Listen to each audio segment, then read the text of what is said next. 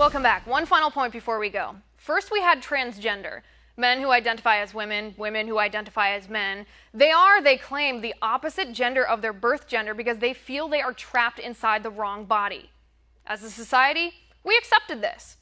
Then we got transracial. Rachel Dolezal, the white woman who pretended to be black and even led a chapter of the NAACP until she was exposed and thrown out, she claimed she wasn't pretending to be black. She is black because she feels black. She's a black woman trapped in a white woman's body. She's transracial, she says.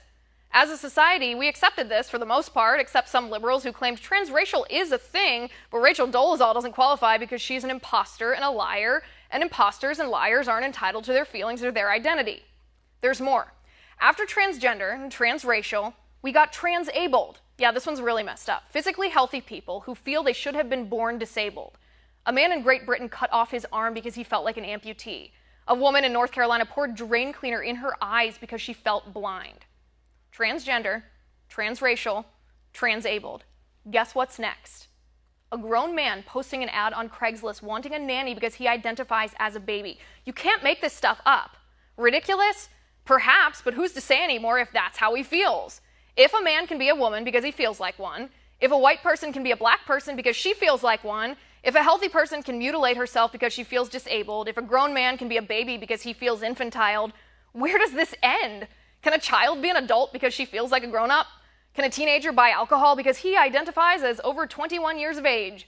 Can a grown man attend kindergarten because he identifies as a 6-year-old girl? Can a child spend the day at doggy daycare instead of school because the child feels like a canine? If not, why not?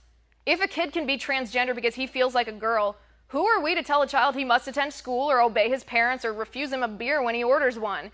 You can't have it both ways. If children have a right to parents providing for them, and a man identifies as a child because he feels he is a child trapped in an adult body, and if we're playing by these twisted, disordered, ridiculous rules where illusion and emotions trump objective truth, aren't we violating his rights by refusing him the love and care and financial support every child deserves? Just something for liberals to think about before they push the boundaries of identity politics past the point of no return. When you sacrifice objectivity and reality like transgender, transracial, transabled, transspecies, transaged, you get cultural absurdity. And we promise to cover it every step of the way because it has only just begun. And that's my final point tonight. You can reach me on Twitter at Liz_Wheeler. If you liked the show, please send me an email at oann.com/contact. In the meantime, catch us here tomorrow at 9 p.m. Eastern. And until then, have a good night.